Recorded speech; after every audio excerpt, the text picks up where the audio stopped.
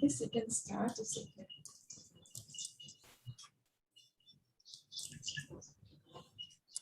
Okay, shall we start?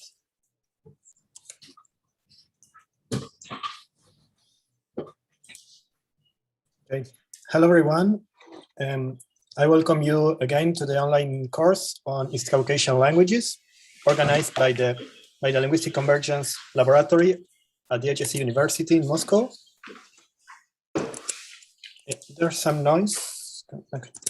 I welcome you to an online course on East Caucasian languages organized by this our laboratory, Linguistic Convergence Laboratory, the Higher School of Economics in Moscow. My name is Ezequiel Coyle. I'm a postdoctoral researcher in the lab, and I will be the moderator of today's session. Today, this is the third lecture of a series of 9 entitled Autogender and Lexical Root Structure. It will be given by Johanna Nichols. She's a professor emerita of Slavic languages and literature and affiliate professor emerita of linguistics at the University of California at Berkeley and academic supervisor of our lab. Before introducing our speaker, I would like to clarify some organizational issues. Is it possible to mute this? There's some noise. Thank you. Each of our lectures will be recorded and live streamed by YouTube and stored there afterwards. Lectures will go uninterrupted, followed by a question period. Those of you who are joining the lecture via Zoom will be muted through the session in the interest of the lecturer and sound quality. You may send your questions via the Zoom chat or the YouTube live chat at the end of the talk. During the talk. At the end of the talk, I will read selected questions out loud for the speaker to answer them. We apologize in advance if there's not enough time to address all the questions, but the speaker will be able to read them after the talk and hopefully find a way to answer you. Well, it's my pleasure to introduce you Johanna Nichols. She's a historical typologist specializing in languages of the Western Steppe periphery, especially Slavic and Dagestanian. Her work deals with large-scale Eurasian and worldwide linguistic distributions and chronologically with the whole quaternary. She has ongoing documentation program on Ingush and Chechen, Dagestanian languages, and has published dictionaries of both languages and a comprehensive grammar of Ingush, and is expanding and annotating very large spoken corpora of both languages. Together with Balthasar Bickel of the University of Zurich, she has co-developed and co-manages the Autotype network of large typology databases. Today's lecture will be on autogender and lexical root structure. Johanna, the floor is yours. Thank you, Ezequiel, and good morning, everybody, as it is here. Let me quickly get my screen shared. Oh, wait. Sorry, okay. Number 1, share screen. Number 2.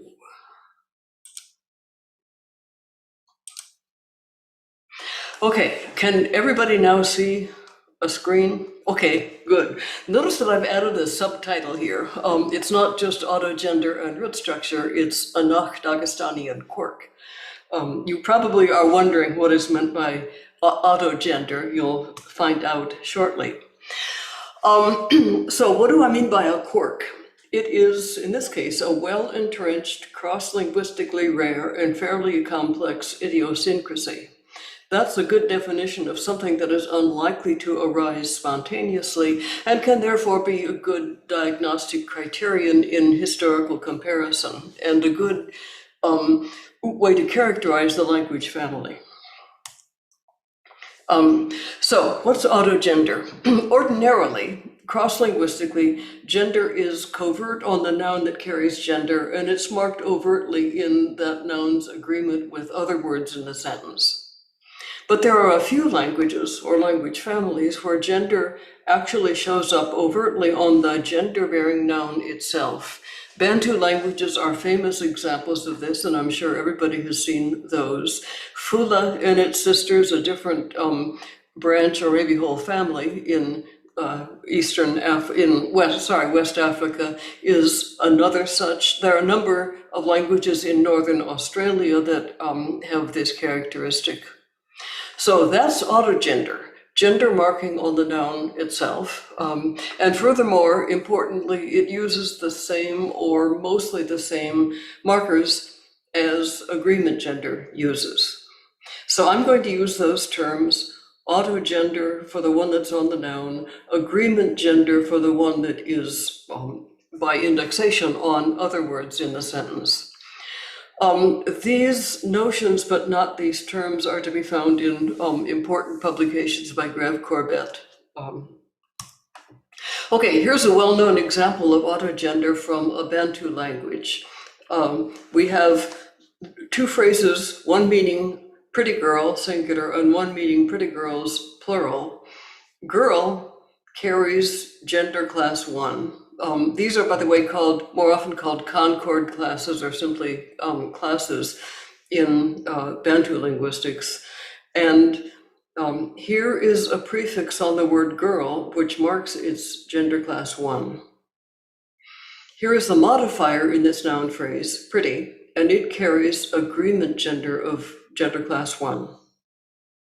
And here's the plural phrase, pretty girls, where a different gender marker, both autogender and agreement, is found because the word is in the plural first gender class.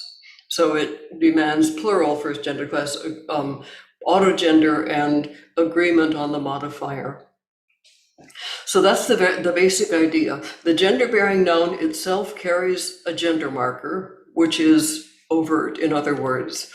And it's the regular agreement gender marker or an allomorph of it, usually regular. Sometimes this is called alliterative. And almost always, certainly in Bantu, the marker of the autogender is the same as the agreement gender, or not just the marker, but the autogender class is the same as the agreement gender class. That is not always going to be true in Dagestanian. Okay, so you have probably not heard the term autogender before, unless you've heard me say it, which I haven't been doing for very long. But here's a list of some of the several terms that have been used for this phenomenon. It's recognized widely in the literature. Comparative and traditional Dagestanian work usually speaks of frozen or fossilized class markers, using the term class instead of gender. For which, by the way, I rely on Corbett's definition of gender. And I don't distinguish class from gender within that. Corbett himself calls it overt gender, and even alliterative overt gender. The problem with calling it fossilized or frozen class markers or gender markers is it's not obviously fossilized or frozen. It's a minority phenomenon, but it is evolving in various directions before our eyes in some cases. Certainly it's overt, excuse me. But so is agreement gender, so another word is needed in there to make it clear. In a series of publications on Northern Australian languages, Nick Evans and colleagues have called this head class. But that's misleading because the noun that bears the gender isn't necessarily head of anything syntactically, and use of head for pure morphology is less common. Or morphological class, which is certainly apt, but it's a much broader term. There are inflectional classes as well as gender classes and so forth. I tried calling it source gender over 10 years ago, which didn't go over very well, including with myself, so I don't use that term anymore, but it does indicate that the noun is the source of the gender marking. And in my grammar of English, I called it overt inherent gender, abbreviated OIC, which is cumbersome. So I'm suggesting the use of the term autogender, and this is analogous to a term I coined autoperson. Autoperson is marking on personal pronouns of the person or person number category of that pronoun itself with the regular inflectional marking. This is rare in Eurasia, but fairly common in North America. And what happens is that the personal pronoun root is just a generic root with no particular meaning, and certainly no person meaning, and it carries inflection, which is the only mark of person on it. Okay, so I'm advocating autogender analogously to auto-person, and I think this kind of terminology may be more widely useful. But those are the two main agreement categories that get marked in non-agreement positions that we need to talk about. Okay, so here's what I will do today. I'll give a little bit of background on gender in East Caucasian, but not much because we've got a lecture dedicated to exactly that topic. And I will say almost nothing about important issues like semantics of gender classes and so forth. Then I'll say a lot more about the synchrony, diachrony, and typology of autogender in East Caucasian, and ask how gender and autogender are different in East Caucasian and elsewhere. By the way, you might have just noticed I am totally inconsistent as to whether I say East Caucasian or Nok Dagestanian. I will probably teach myself to get consistent as soon as we have a consensus from the field. I don't know what's best. Okay, then we look at diachrony to the extent possible. One can reconstruct agreement gender markers and autogender markers, words with autogender systematically, words without it systematically, but with it in some daughter languages and so forth. And it's possible to reconstruct a possible origin of autogender marking. It does not seem comparably possible to reconstruct an origin for agreement gender marking within Nok Dagestanian, nor for the gender markers themselves. That is something that was in place as of proto-Nok Dagestanian times. But autogender at least is traceable. I'll say a few words here and there about the typology of autogender worldwide, and look more closely at autogender marking and East Caucasian and Proto-East Caucasian root structure. I will be arguing for this kind of shape for the noun, a first consonant, some vowel, and a second consonant, both pretty abstract. The first consonant, well, to start with the end, the second consonant is a firm, fixed root consonant that's attached to that lexeme. The first consonant, not necessarily so. It can be an arbitrary that is lexical, arbitrary in the sense of it being part of the linguistic sign. So it can be just an initial consonant for the root, as in many languages, or it can be various other things. It can sometimes be missing entirely, or it can be autogender, and that's what's important. Okay, so here's a first quick look at autogender in some Nok Dagestanian languages, a survey of different branches and a different set of words.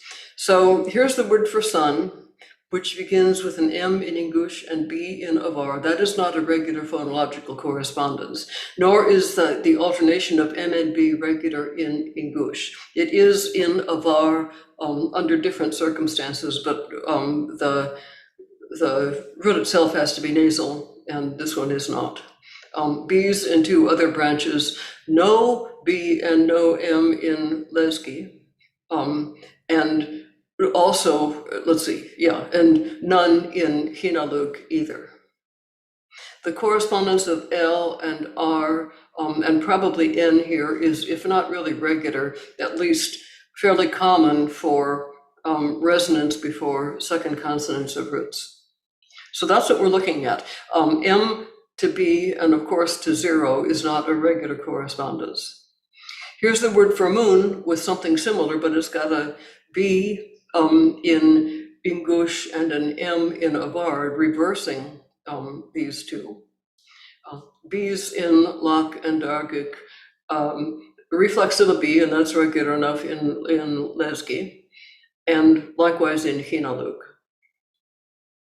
And here's the word for I with B's, with B and a possible reflex of it in some branches, a different consonant, ha, and I have occasionally used a little raised C to mean pharyngalization. I apologize for the funny looking transcription, but I've taken these directly from my database and done a bit of editing like that superscript C. But usually I use 7 for glottal stop and 9 for pharyngeal or pharyngalization. The idea being use only extremely basic characters, and above all, do not make crucial use of capitalization in the database. The database, by the way, goes way, way back in time before there was Unicode, so I wasn't able to think about Unicode then. Okay, back to the material at hand. So this is pharyngeal voiceless fricative. So that's a different consonant. Here's no initial consonant, and here's a corresponding initial consonant. Here's the word for bore with a different consonant in nach, B's, or their reflexes in others, and not attested everywhere.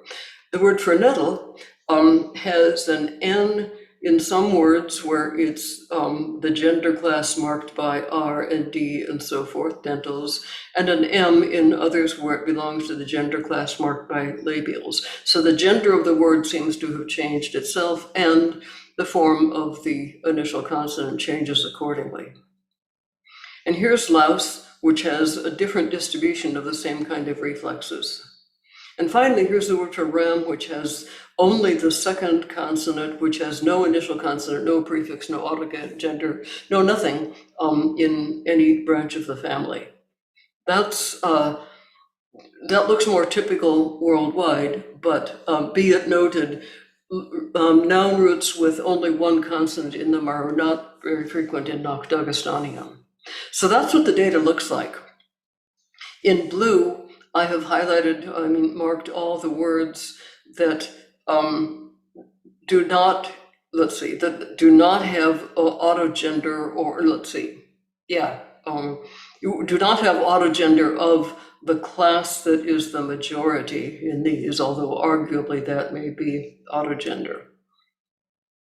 Now, that's a messy looking set of stuff, all of which involves gender of the class usually marked by a B or its development. So these should all be the same gender, and you would expect the consonants to have regular systematic correspondences, but neither of those things happens. That's the problem. If you were offering this just as evidence for, I don't know, Proto-Dagestanian, you'd have a lot of explaining to do. And though Proto-Dagestanian is clear, or at least Dagestanian is clear, and aspects of the proto-language are independent of this, this still requires a lot of explanation.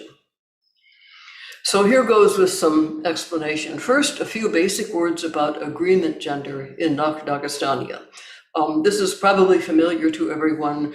Verbs agree in gender, prefixally, or in change of their initial consonant, with the S/O, typical ergative pattern, agreeing with whatever noun is in the nominative case. And adjectives agree with head nouns, but regardless of case. Interestingly and atypically worldwide, not all verbs have a slot for that agreement marker in Dagestanian. Fewer verbs have it in the west of the family than in the east. So in the Nach languages, maybe 30% of the lexical verb roots do have an agreement slot. In Avar and its neighbors, it's closer to 50%. And in some of the Highland Lesbian languages, the great majority, or nearly all verbs, do have such a slot. So there too, there are puzzles for historical linguistics. But in any case, unlike the situation in, say, Indo-European languages with their gender agreement, if they preserve gender, it's not the case that every word of the given class does agree in gender. It varies. Something similar can be said about adjectives, where the minority of adjectives that do take agreement, that is, have an agreement gender slot, is an even smaller minority. So it is possible to reconstruct for Proto-Dagestanian and to put together a generic description for Pan-Dagestanian, the forms of the gender markers and the number of gender markers. Here they are. I'm spelling them in capitals just to make clear that they're generic rather than any kind of reconstruction, certainly not a phonological reconstruction, though they relate to the phonology. There's a class numbered 1 in Dagestani linguistics where the genders are usually just numbered. There's a class referring only to masculine human beings. And that is marked with the reflex of V, or actually it was W, in all the languages. And its plural marker was B. And there's a class for human females which has a J, a Y as its singular marker, and also a B in the plural. And this is called class 2 in the traditions that number the genders. Now these two are almost always distinct in all languages with gender agreement. The one exception being Tabasaran. Then there's another class that has B in the singular and R in the plural. That's class 3 for the numbering traditions. And that is mostly an arbitrary non-human gender class. Many large animal names are in there, but so are many other things, and some large animal names are in the next class, so you can't really do much with the semantics. And there's a fourth class with R as its initial in both singular and plural, and that too is arbitrary. And among the daughter languages, V and J are quite stable, distinct from each other, marked in much the same way and with much the same semantics. The rest changes more rapidly. New non-human genders are occasionally added. The two are occasionally conflated. A lot of things happen in terms of merger, syncretism, and so forth in the plural, even if the singulars are stable. A number of secondary gender classes, minor ones, but still large enough to be mentioned in some cases, are derived by what I think is called gender switch. At least that's a good term. To back up from this a bit, if you know how gender works in Somali, and probably many of its relatives, in Somali, there are sometimes said to be two genders, masculine and feminine. Except that some nouns are masculine in the singular, feminine in the plural, masculine in the singular, masculine in the plural, feminine in the singular, feminine in the plural, and feminine in the singular, masculine in the plural. So there are 4 gender classes marked by these pairings of singular and plural. 2 of them are consistent as to the quote gender, as it's usually termed, of singular and plural, and the other 2 are inconsistent. They cross or switch or something. That goes on in Dagestanian, not across the board, but within subsystems. So here's an example from both Baspi and Andi.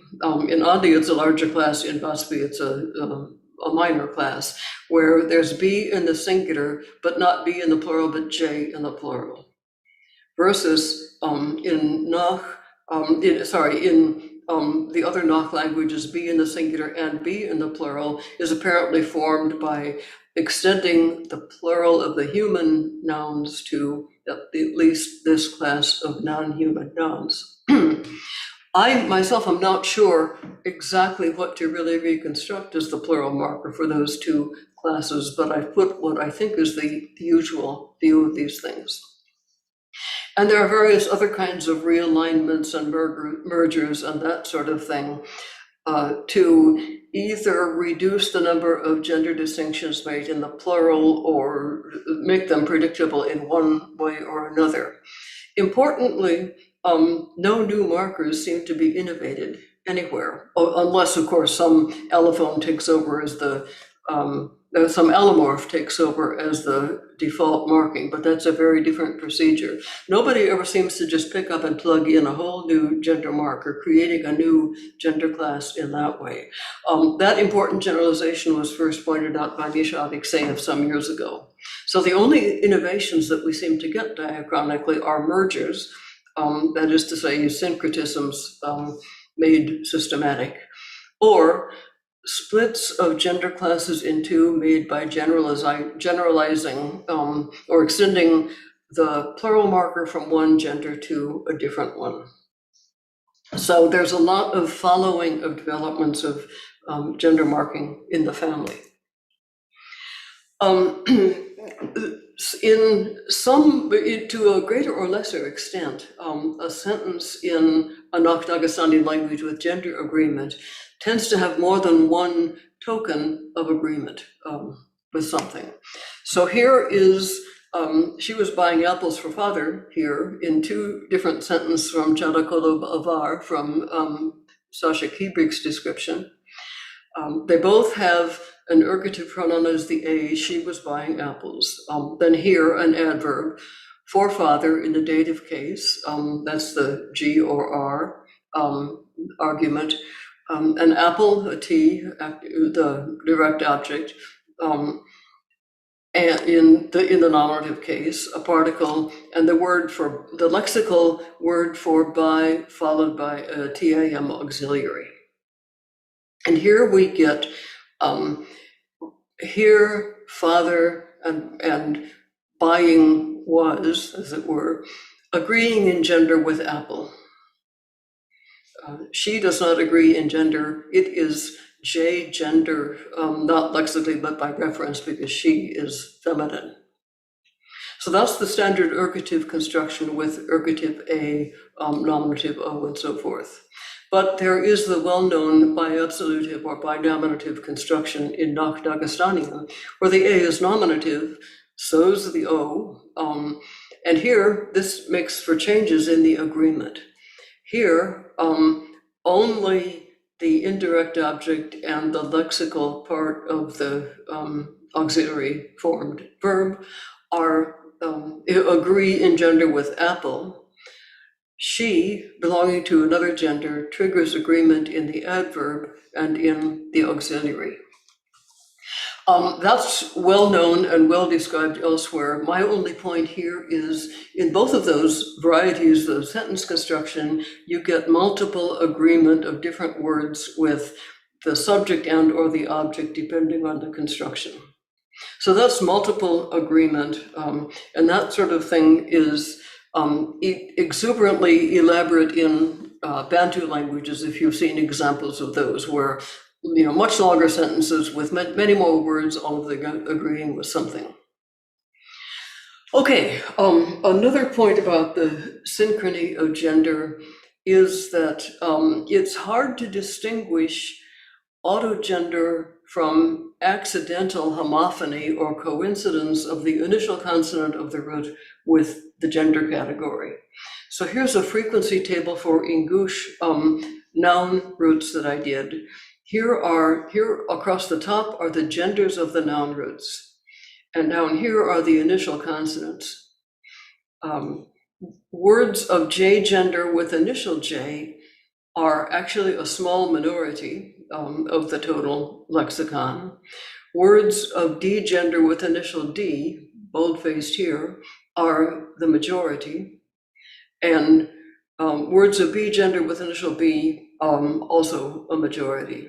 So harmony between gender and initial consonant is favored for B and D, not clearly so for J, though it's commoner than others.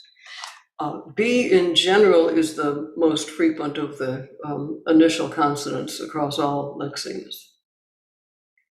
So it's very hard to say that any given instance where, let's say, a noun of J gender starts with a J or a noun of B gender starts with a B, it's very hard to say firmly that is autogender as opposed to that's coincidence.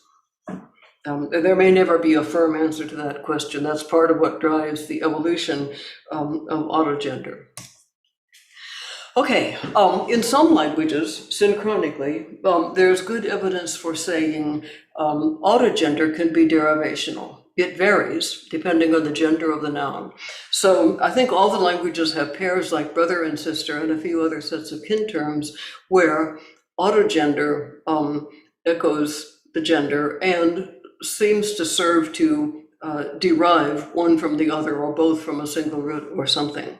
Sometimes the difference is minimal. So here are words that otherwise, let's say in avar and ahwach, that otherwise rhyme totally, except but they have different autogender. Same thing in dargwa and lak, except that more things go on to provide the initial and so forth. But sometimes they don't quite rhyme, as in the Nach languages, Wosh and Yish in Ingush. The O versus E is not a regular morphophonemic alternation in the language. So it's a little more irregular than that. One way or the other, this is part of at least word formation and maybe even derivational morphology that derives one form from another.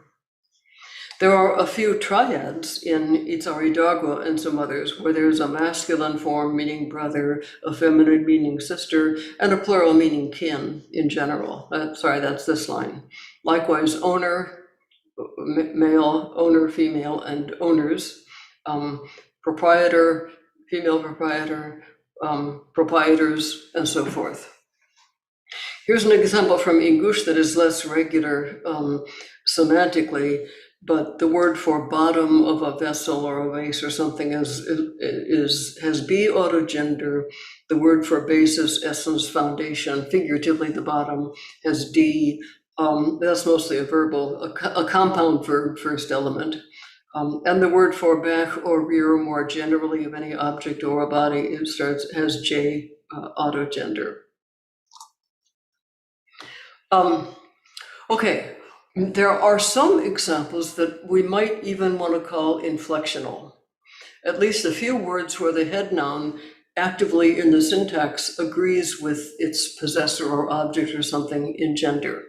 So here's the word for face in Itzaridagwa beginning with W, R, B, or D, depending on the gender of the person or object whose face it is. Likewise for idioms, so that's for inside, that's mostly in idioms, and the word for waist or middle, same sort of thing. So this appears to be active synchronic agreement. Otherwise, head nouns do not agree with possessors in Dagestanian. So is that inflection? On the one hand, examples like these are responding to the syntax, and that's one definition of inflection. Morphology, preferably affixal, that is sensitive to the inflection, to the syntax. But another important definition is that if it's inflection, it should be regular across the lexicon, and this certainly isn't. It's just a few isolated words that have the category. The marking is that of regular agreement, but it's hard to say that that's inflection when it applies to just a tiny minority of the adpositions. So that question remains open, but I guess if autogender is inflectional anywhere, it's inflectional here. Whether it actually is inflectional is another matter. Curiously, mostly in Nach and Lesbian, but occasionally elsewhere, we get examples of case-split autogender. That is, autogender is present in some but not all case forms.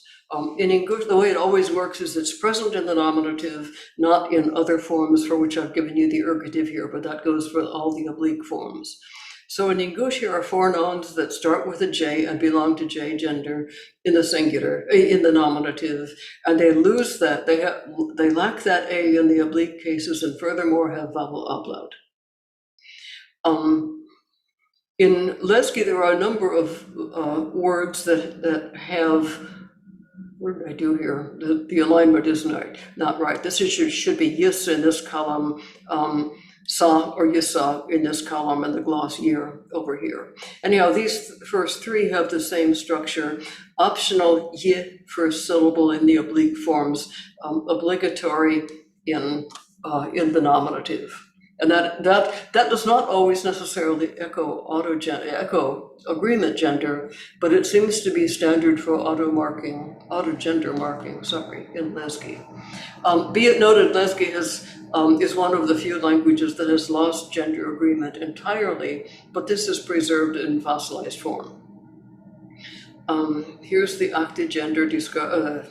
I cannot talk this morning. The Octi dialect described by Kubrick and Kadzasov with the same thing going on. And here in Locke is something similar, B, autogender in the nominative, lacking in the oblique forms, and also, as in English, with ablaut. Now these words are all not cognate to each other. And the pattern is highly unproductive and infrequent and bound up with ablaut patterns that are sometimes unproductive and often unpredictable. So this is not something that is expanding productively synchronically or recoverably in the histories of the languages and branches. Rather, it looks like this is some kind of surviving set of remnants of what must originally have been a larger and perhaps even productive type of pattern. And finally, initial consonant clusters. Nakh Dagestani languages in general have a very simple syllable canon with clusters mostly formed secondarily. But there's one place where clusters exist involving autogender, and they tell us something about the origin of the phenomenon. Here is the word travain or tendon, which belongs to B gender and has initial p in it, forming the cluster p, which is an unusual cluster anyway worldwide, and certainly in a language family that mostly does not tolerate initial clusters. Same one in scapula. Here's th in 3 different words. And these words belong to D gender. Here it is in Hinalug as well, but with a K, probably by assimilation to the H, I don't know, but K is not a gender marker anywhere, autogender or otherwise. And finally, here are words that have a PS cluster in Batsbi, lacking in the other 2 sisters, which do not tolerate ps clusters initially. And there are others in Hinalug. So Nakh and Hinalug have initial clusters where the first consonant of the cluster is an autogender marker, and the second one is the more widely reconstructible root initial. That is important diachronically, partly because initial clusters are not tolerated and are not part of the root canon for the family, and therefore we don't really want to push these back into Proto-Nakh Dagestanian. So they strongly suggest that the autogender marker is or was or has been a morpheme added on initially and preserved where it was tolerated in particular branches, but not generally. Some different perspective on synchrony. Let's ask whether autogender is the same sort of category in its marking and so forth as agreement gender. For one thing, in most languages with autogender, in fact, in many gender languages, gender and number are bound up together somehow. So here again is the same Bantu example where the word girl belongs to what's called gender class 1, and it has singular class marking in the singular and plural class marking in the plural. So these prefixes mark both gender and number. And they're usually described as, in various terminology, class markers or concord markers, and the singular plural pair, makes up a gender, but they're described that way. And then within each gender class, there's a singular and a plural form. So the description gives the impression that these are first and foremost gender markers, and they also coincide with number. But in fact, for Bantu languages, that is the sum total of the of the number marking in most languages and most nouns. Here are some examples from. Joanna, sorry, we can hear a noise from your side. Is everything okay with your microphone? Pardon? Is your microphone okay? We can't hear very well. Oh, the furnace just came on. Let me step away for a second and turn it off. Thank you.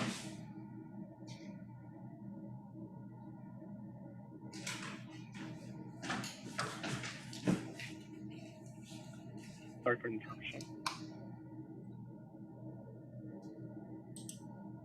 Okay, so what I think you hear is white noise from air blowing, right? Unfortunately, the furnace register is right here, and it's a cold day, so the furnace came on. I will now freeze, and you will hear, or so I hope. Sorry. It should stop in a minute. Okay, while we wait for the noise to stop, take a look at this table, see if you can figure out what it's about.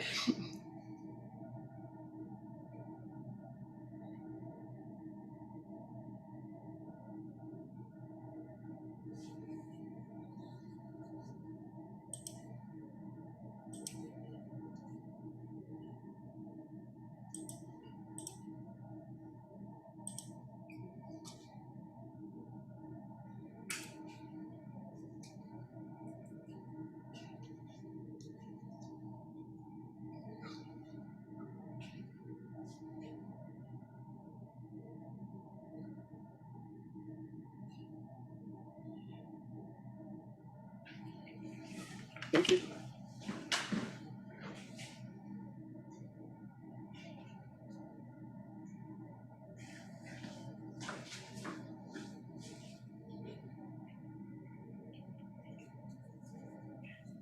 It's okay, you can continue.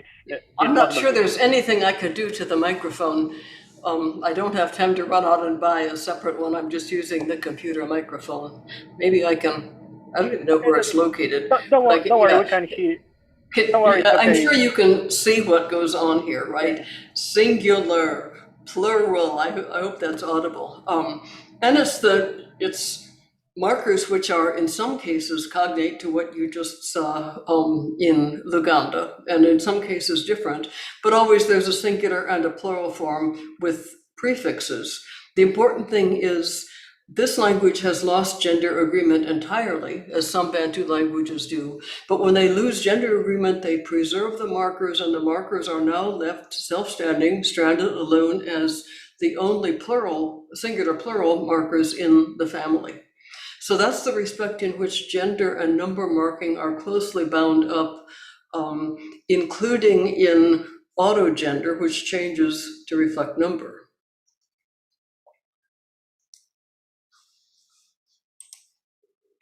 But that's not true of Nakh-Dagestani. For one thing, for Nakh-Dagestani, we can say that plural marking is usually pretty well predictable from singular marking of gender. And usually there are fewer plural gender distinctions made than singular ones, sometimes only one. But we should be speaking of not just gender classes, but singular plural paradigms, because literature can make it quite hard to figure out whether you're talking about only the singular marking and its semantics or whatever, or the whole set.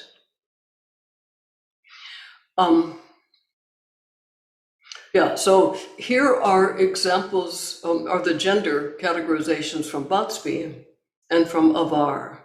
In Bhatsby, it's quite complex. There are arguably 5 different gender categories with singular and plural marking, 3 of them arbitrary in semantics, and a number of other minor classes, of which one at least, the BJ class, has 15 member nouns. That's enough to be taken seriously. Whereas in Avar, it's much simpler. There are only 3 gender classes in the singular, no distinctions in the plural. So Avar is the ultimate in predictability of plural gender marking from singular. You don't have to predict, you just know it.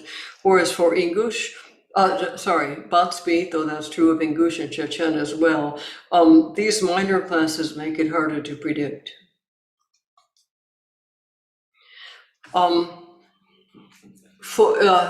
And lexical, gender assignment is lexical in the sense that every noun has a gender which is just part of its identity, part of what makes the linguistic sign arbitrary, and that has to be marked in the dictionary. Personal pronouns don't, and this is general accepted cross-linguistic fact, they have what can be variously called referential or semantic gender. They don't carry gender, but the sex of the referent, or sex or other categories, determine the gender agreement. And that's a near universal. Below that, below personal pronouns in the animacy hierarchy, we can get, and often do get, arbitrary gender assignment. That much is true of autogender, at least in Bantu, and I think generally cross-linguistically, but not in Nakh-Dagestanian. As far as I know, what goes on in the Gush examples here at the bottom is typical across the family. Here's the word for sister, which is J gender and J autogender in the singular, B in the plural, but still J autogender. Or brother, V masculine in the singular, but also in the plural, though there the agreement gender marking changes to B. So autogender and agreement gender depart here. Autogender is completely insensitive to number marking, whereas agreement gender is sensitive to number marking, and number marking predicts gender predicts the number marker. So there's a difference that I think may well be important and diagnostic, that in Nakh-Dagestanian, autogender is set up only in the singular form of the nouns, and inflecting the noun, it does not change between singular and plural, which seems not to be true of the other autogender languages.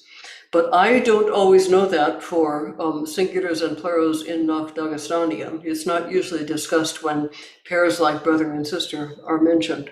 And I don't know it off the top of my head for all autogender languages either. Okay, and now finally some words on diachrony or likely diachrony. Here are 3 cognate sets for heart, I can't see my thing, moon, and nettle. Is that moon or sun? I can't remember, and I have no brain anymore. Well, it doesn't matter. Okay, so 3 different words. All with autogender. This is gender class 4, marked with an initial R or D. This is 3, marked with B or M. And this is variably 3 and 4, marked with M and N. And what I've annotated with numbers are the things at the bottom. Number 1 means that this particular lexeme has a change of gender from the rest. Number 2 means that there's no initial consonant, no first consonant. 3 means that there is a first consonant, but it's not the autogender consonant, it's something else. And 4 means that the autogender marker is nasal. And we have inconsistencies as to whether autogender markers are nasal or not. For instance, in this word where there's an M in a var, but a B or its reflex everywhere else. And notice what we get besides, you've already seen, presence versus down here, absence of any autogender marker. Other options include, here's a case in Locke where some entirely different consonant is added on. And sometimes that entirely different consonant, though not in this set of words, can be just a reduplication of the second consonant. So various things seem to go on to supply a first consonant, which does not agree in terms, which is not a regular phonological correspondence, but does make sense morphologically. And here is one where there's either M or N, corresponding fairly closely to the gender of the word. M is used in words that belong to the gender marked by an initial nasal labial, and N in those marked by an R or D, not with perfect consistency, but with some. And here are non-nasal reflexes of the same category as dominates in the nasal reflexes. This again is messy in terms of a display of cognate sets. What you'd like to see is something beautiful with regular systematic phonological and morphological correspondences, both within columns and within rows, but you just plain do not get that.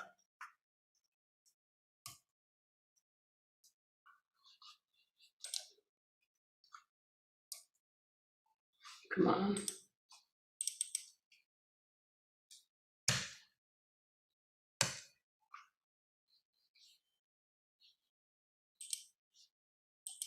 There, okay.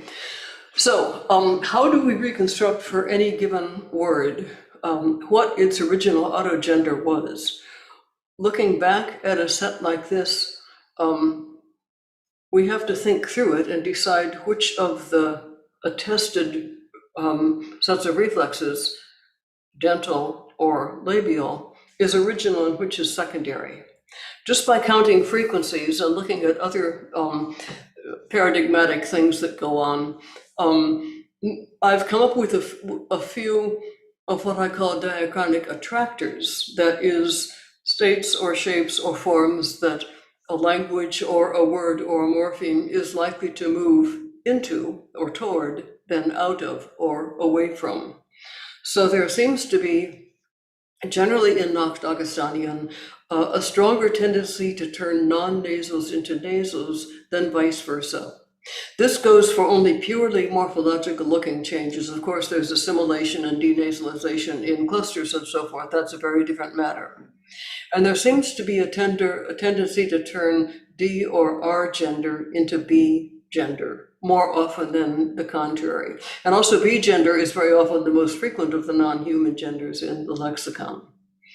And then not only within autogender, but generally, various consonants tend to turn into an M, so that we get a labial nasal becoming more and more frequent in paradigms, not just autogender and gender, but in general, over time. That's true of personal pronouns that I've shown for Dagestanian, and I think elsewhere. Therefore, what we should be reconstructing in all these cases is whatever is not the attractor, because if there's a tendency to go from D to B or in non-nasal to nasal, then the goal of that, the nasal, the B, is not to be reconstructed, but the other one. So the word nettle, the third one here that we looked at with both N and M reflexes and one set of, in closer related languages, non-nasal reflexes. For that one, we should probably reconstruct the gender and autogender involving N, and maybe in a non-nasal form, though we've only got the non-nasal for the correspondent to M gender. It's very difficult to know, but that's the kind of thinking and consideration and whatever head breaking that has to go on to reconstruct an autogender, and therefore probably also a gender for one word, and they're all different. None of this is purely phonological matters, so pure phonological correspondences are not at issue. Other things go on in paradigms. We knew that, but I don't think enough purely morphologically oriented work has been done in Proto-Dagestanian. So what is autogender in origin? Can we reconstruct it for Proto-Dagestanian? The answer is maybe. At least the forms that are involved are reconstructible, and the variable first consonant slot seems to be reconstructible. But given that we have differences, some words have it and some don't, what accounts for which words do and which words don't have autogender? Words that almost always have it in almost all other languages are sun and moon. And note that these are words with unique reference, and they're the only two such in the set I found. A number of those words are parts of wholes. And for what it's worth, the postpositions that take what might be agreement autogender, inflectional autogender, are usually related to nouns, and they are closer to relational nouns than to ordinary adpositions. Part-whole relations are definite in context, if not lexically. And finally, kin terms rather often take autogender, the derivational type, at least for brother and sister and a few others. And kin terms too become definite by context as opposed to lexically. So what that means is it looks like autogender is most likely to occur on words that are most likely to be definite, either in context or lexically. So it could well be that the autogender markers are fused former articles, or some kind of little demonstratives, proclitics or something, which happen to agree in gender. And that gender marking is the one thing that has survived as those proclitics have gotten fused onto the word. That's curious because modern Dagestani languages don't have articles, don't have gender, don't really have anything that behaves quite like this. But there it seems to have been in the proto-language or very shortly after the initial breakup of the family. We see going on in verb roots something rather similar to what we saw with autogender in nouns, except this is agreement gender in verb roots. So here are words that have to do with being dry, they're verbs. The first consonant is an L in nach. There is no other first consonant, just gender agreement in avar and andic. Loch reduplicates the second consonant as its first consonant. And Leslie and other sisters, including Archie, have no first consonant. So the only thing that's consistent in here is the reflex of the q sound. And so that's the first consonant now in Leslie and Archie. So we've got a variety of different initials here. And we've got discrepancies in what appear otherwise to be cognate roots. So gender agreement initially in the word for put a garment on in nach, but L in lock. Gender agreement for in shave in nach with sweep in lock, but a different word, evidently cognate, with vowel ablaut in lock with an initial L. And here's no first consonant and no gender agreement in nach, corresponding to a consonant in lock, and so forth. Those things are fairly frequent within branches and between them. And let's see, Gudava, I forgot to put this reference on here, but Doko Gudava has written a whole monograph on that for Andic languages. So it's quite consistent, quite variable, and variation goes on within languages and between close sisters and so forth, suggesting that there has been a lot of flux or variation until fairly recent time. And changes are still ongoing.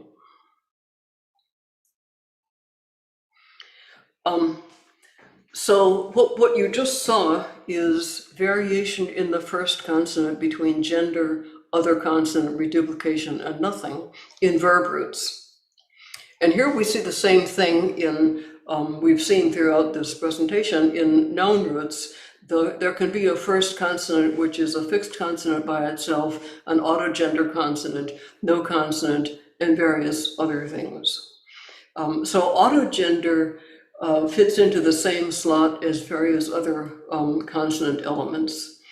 And it can fill what otherwise looks like an empty slot in that here are 3 outer Lesbian languages with no initial consonant, and there is one in an autogender marker in most of the other branches. And there are many others such. So we can propose this as the Proto-Dagestanian root structure for both nouns and verbs. Optional first consonant, vowel, not necessarily stable. It could be oblauting, it could be vowel 0, it could be anything. Optionally in some roots, I mean, not optional for this or that root, but across the board for the whole canon, sometimes a resonant of some kind, and a second consonant, which is fixed, stable, shows regular reflexes, and so forth. The great majority of roots now have both initial and second consonants, but some have only a second consonant. They're in a minority synchronically, as far as I can tell, and at least in languages where verbs can occur without prefixes. And that's pretty common, I think, cross-linguistically in languages where there's something like a CVC or a disyllabic canon for, let's say, verb roots or noun roots or whatever. There will be a few very basic lexemes that do lack the first consonant or syllable. That happens in Dagestanian. So we've got a nicely reconstructed, consistent root structure of which the first consonant is unstable, variable, and the set of fillers of it is well attested across the family. Fixed arbitrary initial consonant, other initial consonant, sometimes prefix, sometimes reduplication, rather often gender agreement for verbs, autogender for nouns. That's part of the morphological signature of Dagestanian. What about the distribution across the family? I began asking questions about frequency and so forth, though it's hard to, it's hard to know in Dagestanian and probably all mountain language families whether we're looking at evidence for branches or evidence of geography, because the branches tend to be distributed across very discrete river canyons. That said, let's see what we can find out.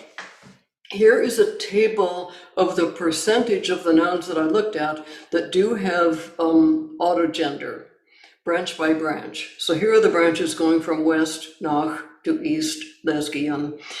These things mark with a vertical line the total range of frequencies attested in that branch, and the little black thing is the mean, the average for that branch. In the case of a one language branch like Avar, there's only the little mean marker. Okay, so the westernmost 3, Nach, Avar, and Andic, all have ranges, and of course means that are above the mean for the family, which is this blue line. The rest have means that are below the blue line, means and ranges that are below the blue line. No branch intersects the blue line in its overall range. And the means are quite distinct. So we've got two fairly discrete frequency patterns here. The Western languages, in which a higher percentage of nouns have autogender, and the Eastern ones in which a lower percentage have it. So we can say there's some geography for you, but intriguingly Cesic patterns geographically with the Eastern languages, though its usual center of gravity is placed in the West along the Andikoisu. And if it goes anywhere phylogenetically, which I think it does, it goes with Avar and Andic, and certainly not Lok, Dargic, and Lesgian. So there's a puzzle there, a non-matching of phylogeny and geography and type.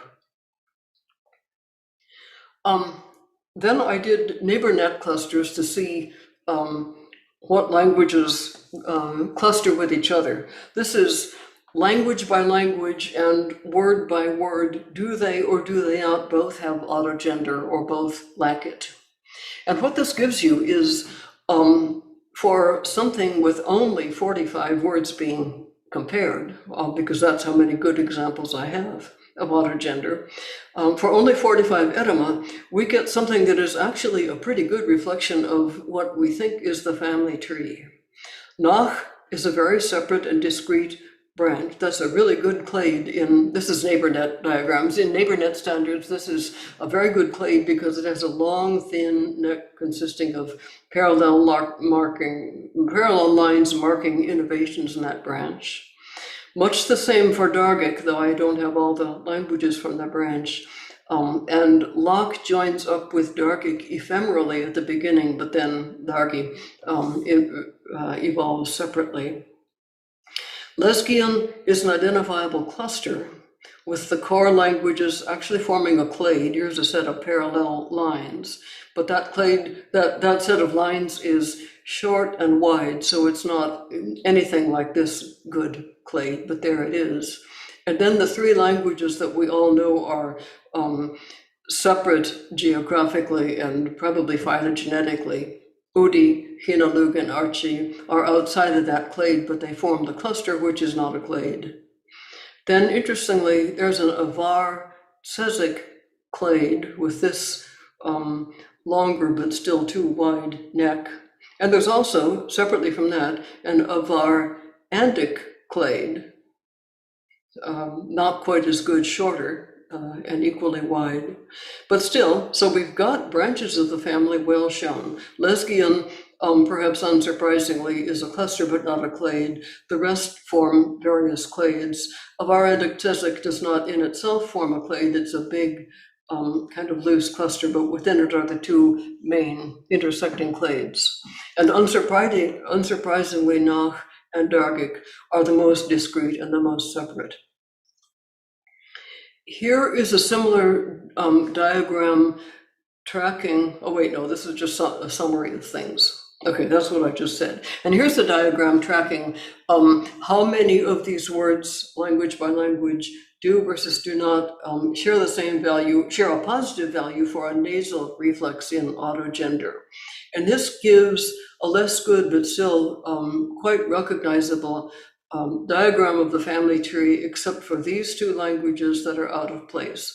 Hunzit is Cesic, and here are the rest of the Cesic languages. It should be over here. Instead, it clusters up with Avar, then Lok Dargwa. Archie should be up here with the Lesgian languages and not down here with Cesic. So it's not as good corresponding to a correspondent to what we know to be the branches, but it's still not bad for a minority phenomenon out of only 45 languages.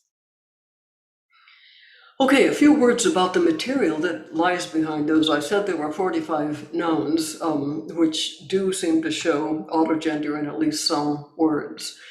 I started this database a long time ago before there had been much of anything in the way of systematic Dagestanian comparison, only Dagestanian. I started it by going through the literature and pulling out all the sets that I knew had a Dagestanian potential candidate, Cognate.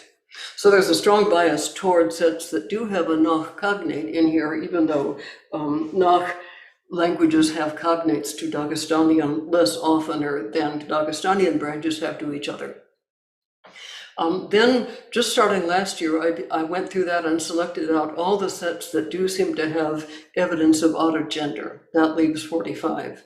And I have just recently begun adding some Dagestanian sets that have autogender but no evident Nach cognate. I don't have enough yet to influence the tree shape much.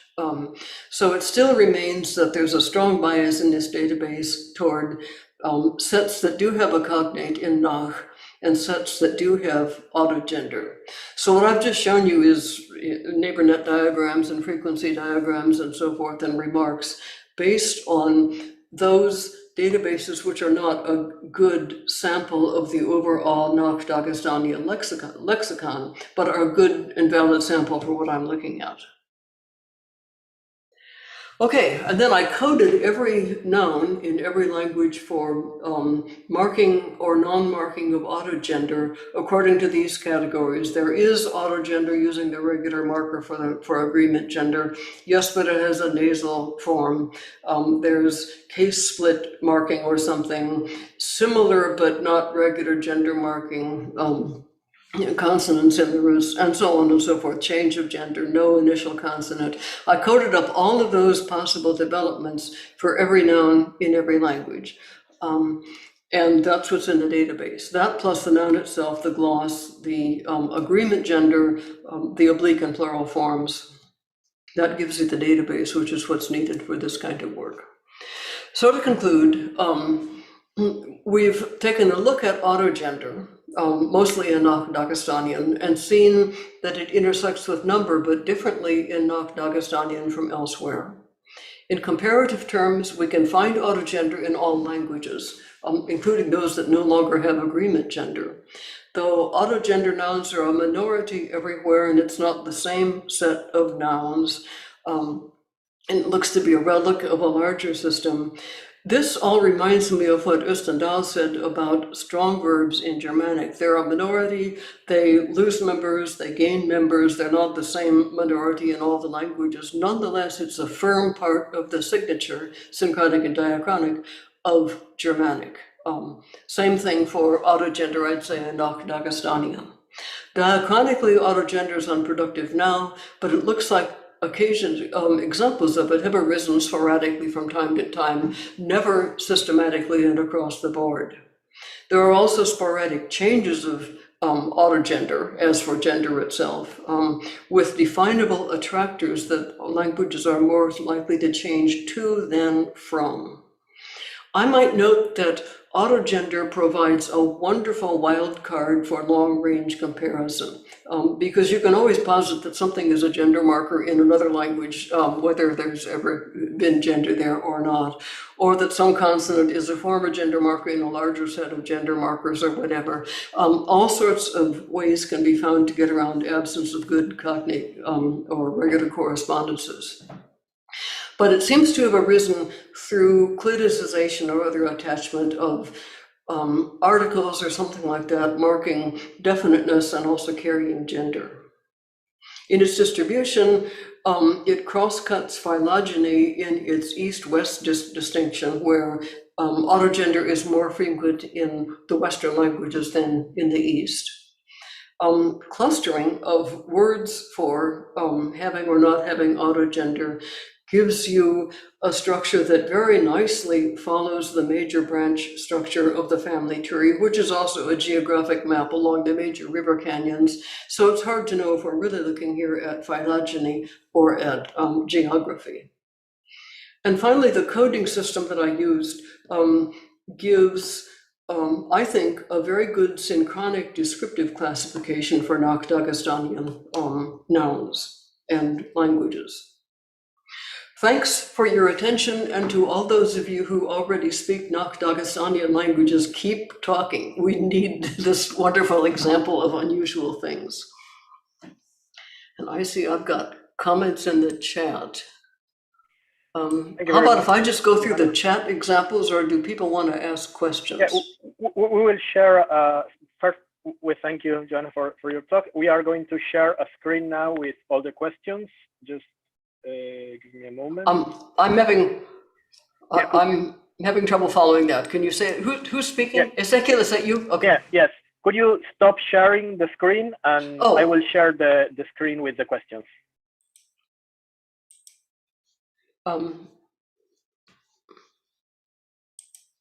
Where's my name? Oh, there's stop share. Okay.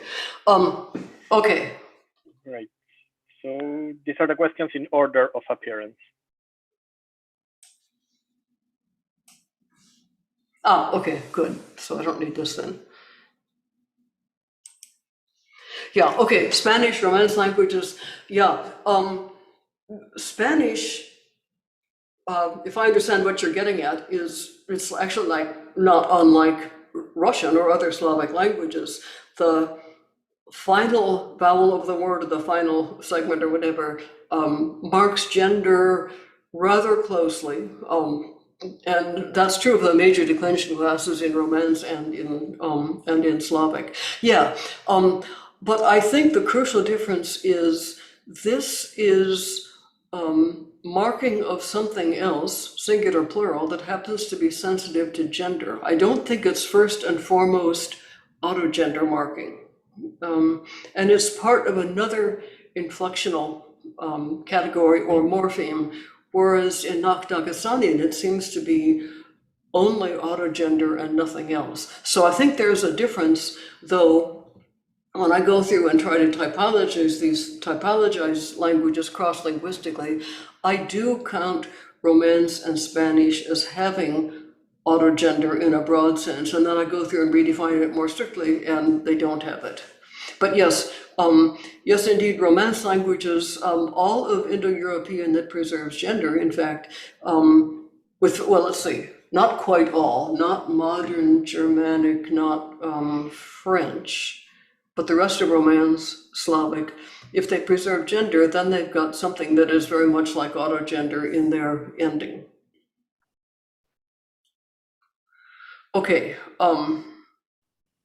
and likewise for Algonquian, I'm not sure how it works in Algonquian. I guess it's the animate-inanimate distinction or something. It's not simply, it's not the same kind of gender categorization. I don't know how it works, but yeah, that would be one example, as I recall. Something is on the noun itself. So autogender itself is not. It's a minority phenomenon in that minority set of the world's languages that have gender. So it's rare overall in the world, but it's not super rare in gender marking languages.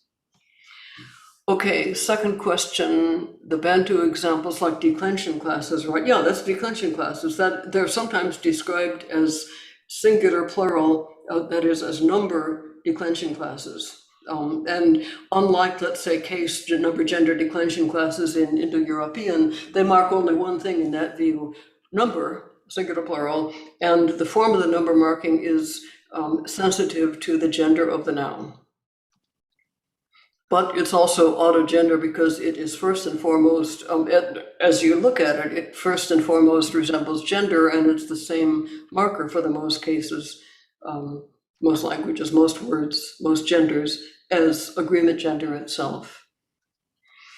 Okay, third question, could the disagreement of autogender and agreement gender in words like whoosh and yish, plural, be because of paradigmatic leveling after the autogender markers froze and were interpreted as part of the grid? Yes, the whole thing about Dagestanian is the autogender marker occupies the same position as the first consonant of the root. So it's highly prone to behave like a good, solid, canonical root initial consonant and be frozen. But it's not for Dagestanian, unless there are examples that I'm not aware of in other branches. I think it's always the case that the autogender markers are frozen. And in Bantu, I think it never is. Okay, the article hypothesis is supported by the fact that adjectives can have both prefixal and suffixal markers. So this is Bantu, right? Is this, what language family is this? It's a little too abstract. Maybe this is Dagestanian. So whatever, so some kind of, that must be a demonstrative if it's not Dagestanian with gender or something. Right, I'm not sure I understand. Can you say a few more words about it? Jakob, please. I just mean that I agree that the article hypothesis seems the only obvious option. There must be something which preceded nouns and adjectives, which might have been articles. And if it's true, then the position of articles might have been before or after adjectives in the nominal construction. So it may be reflected by the fact that adjectives may have prefixal markers like in Cesic, or suffixed markers like in Avar, Andi, and so on. Of course, there is a question about verb markers. In verbs, verbs have no articles, of course, but verbal markers may originate from, we may assume, from pronominal clitics, which could partly coincide with the articles. It's all speculative, of course, but I think really there seems to be no other available hypothesis except the article hypothesis. So I just agree with that. Okay, thanks. Now I see that Misha responds. Yeah, the whole problem with talking about anything, any form of attachment of little words to big words in Dagestanian is we really don't have a lot of stuff like second position clitics and clear end clitics and clear proclitics and so forth. So it's not a general tendency of the family, and things show up more nearly as affixes or small, unstressed or minimally stressed demonstratives and so forth, but not lots and lots of clitics of the kind that clearly can attach to nouns. So we do get different positions, and Misha's pointing out we get, at least in some languages, we get either prefixal or suffixal or both gender agreement in adjectives. This does not happen in the Nach branch, so I'm less familiar with it. So, but yes, I think it's at least part of the lexical description of the adjective and not a completely free choice.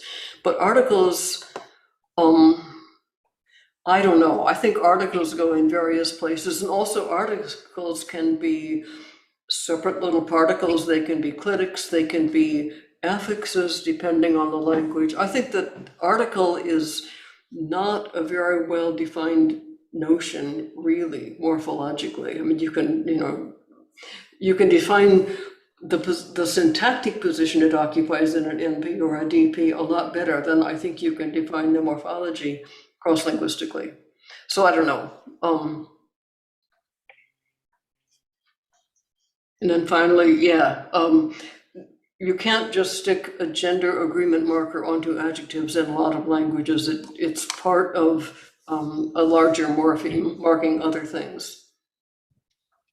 And it's certainly in the North languages, there are lexicalized participles from verbs with auxiliaries, where the auxiliary of the verb that's inherited in the adjective, but it's no longer an active auxiliary, carries gender. Okay, so that's the way that you can get gender following the root in what's written as a single word, and it's an adjective.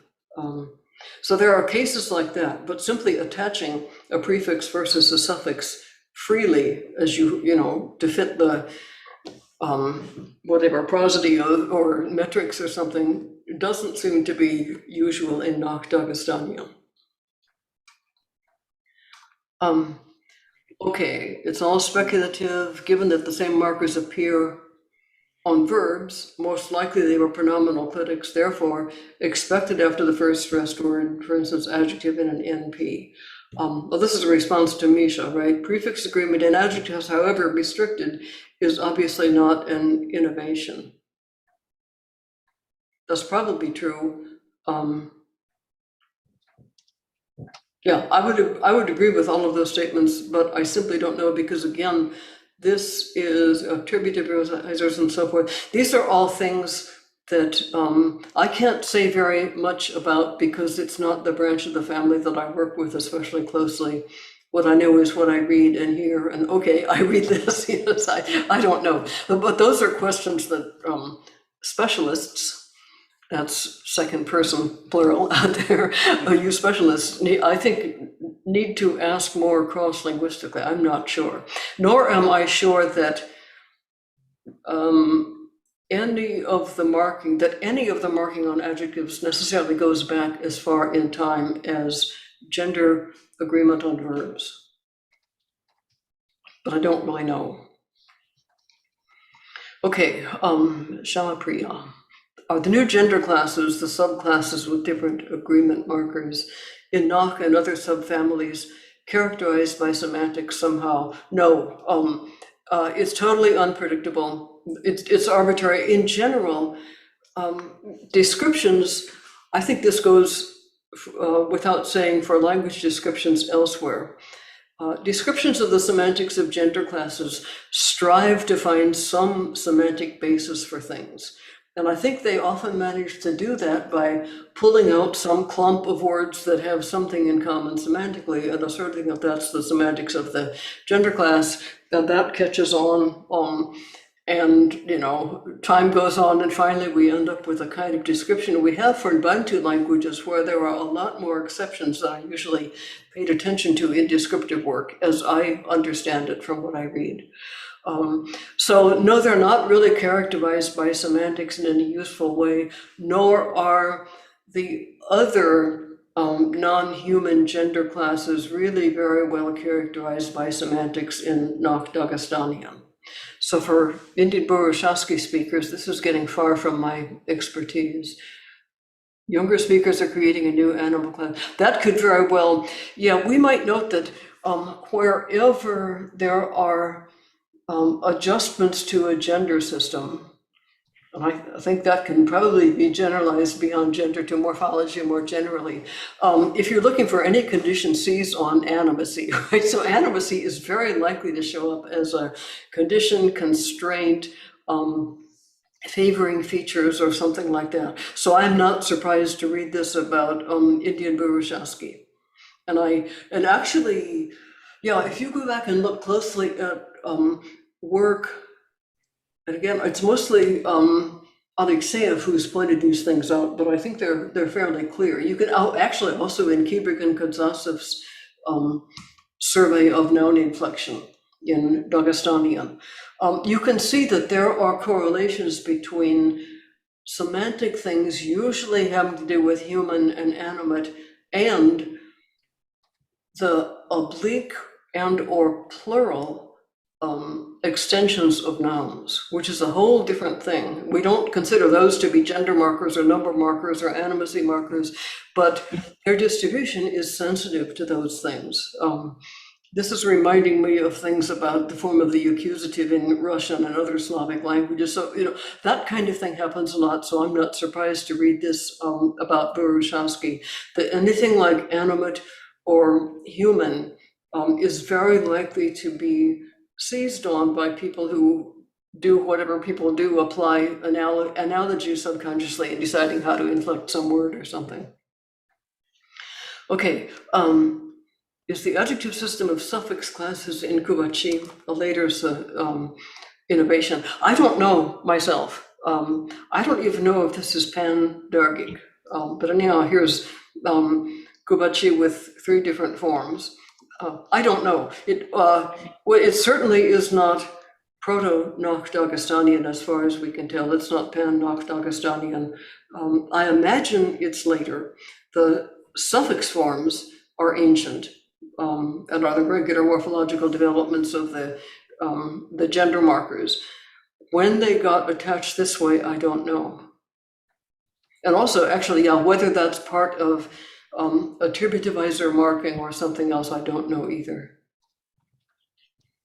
I've even heard words with simultaneous gender marking on both prefix and suffix. I'm not surprised. One thing I notice about doing field work with Nach languages is how often working through a tape by a super fluent speaker who is very, very clearly Ingush dominant or Chechen dominant as opposed to Russian dominant, nonetheless, suddenly the consultant I'm working with and deciphering the tape with says, but that's the wrong gender. This word belongs to such and such, and we look it up, and it does indeed belong to what the living speaker in front of me said, and not with what's on the tape. So people make a surprising number of gender mistakes when speaking Ingush, or at least I find it surprising.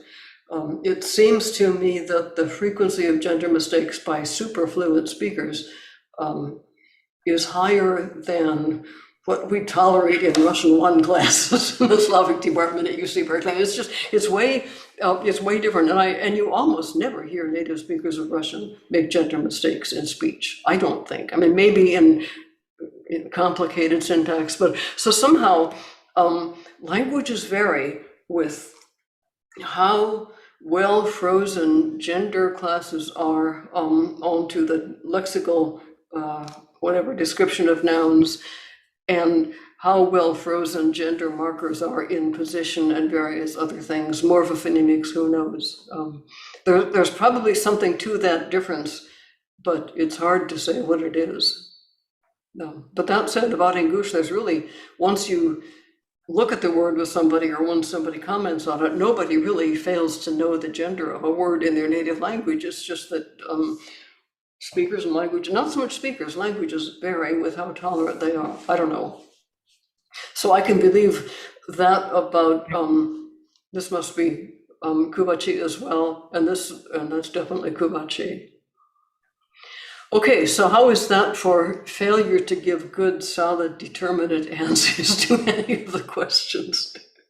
It looks like there are 4 new chats. No, those are. All the questions are already in the word. There's some thank you. So I think if there are no more questions, we are more or less on time. So we thank again Johanna for her talk. Thanks for your comments. Thanks.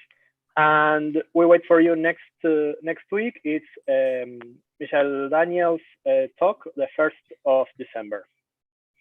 Thank you very much.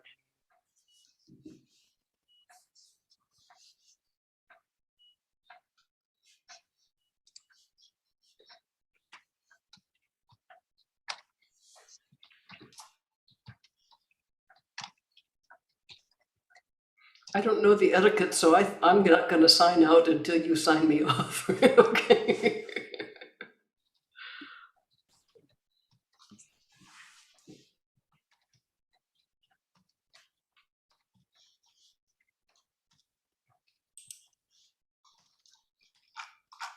So shall we finish the recording or the conference itself?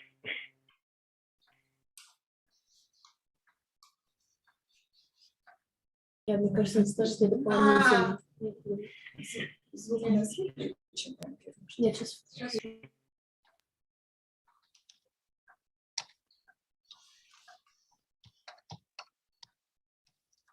Okay, bye everybody. I am leaving now. Bye, thank you. Thank you. Bye. Have a good day.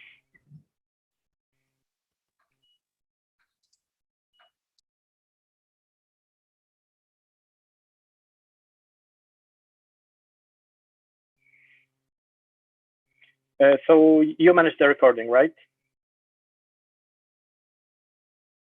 Or shall I do anything? Yes, Kiara is taking care of that. Great. Thank you, Zeki. Sorry for the remote It's okay. controlling and my connection problems. Something should happen always. So that So, yeah. Okay then, bye. Have a glass of wine without us.